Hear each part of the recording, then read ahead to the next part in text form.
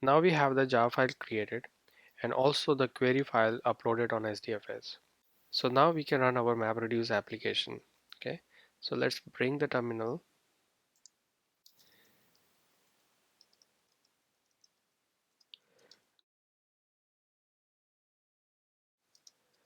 We need to be in the target directory. Okay, and there you can see our jar file, which is es2 MapReduce jar. Okay, this is the one we need. So in order to run this jar file, we will use the command Hadoop jar file name. Okay, followed by the location where we want our output file to be saved. And we know we want it on SDFS under dev final Udemy es2mr hyphen out. Okay, enter.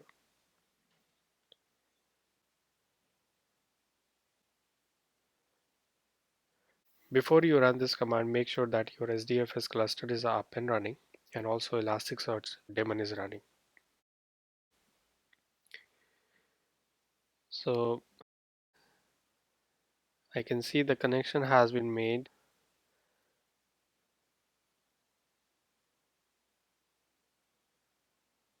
Okay, so it's running now.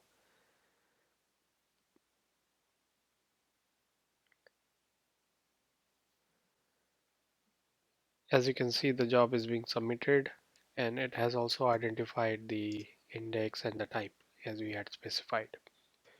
So let's give it a few minutes for application to finish. Let me pause here. Okay, so MapReduce job has finished successfully and we can see that it received about 7,391 records from Elasticsearch. So let's first see the output is created or not.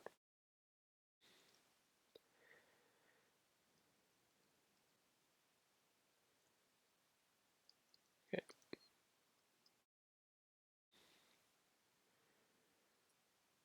Alright, so as you can see, a number of files have been created and let's open any one of them and see the content.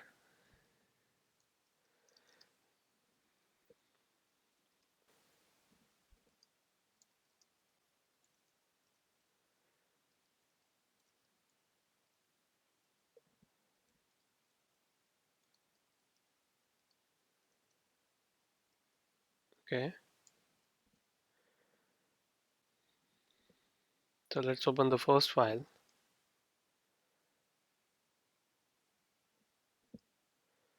Okay, and pipe it with less. Okay, enter. Alright, so as you can see, it has opened the file. Okay, let me just drag it here like this. Okay, so as you can see, we have got all the records which has fire alarm as the emergency. Okay, all these are the records pulled from Elasticsearch. Okay, and they are separated by the same delimiter pipe which we had specified in our MapReduce program. Okay, so same way you can try out different queries. You can put more filters into your result and you can generate many different files. So remember that MapReduce requires you to have a different output directory every time because it will not override an existing file by default. So make sure when you run it again with different query, use some other path instead of out, use out one, two, something like that. Okay. All right. So this concludes our exercise on creating a data pipeline from Elasticsearch to SDFS using MapReduce program. Okay. I'll see you in the next class.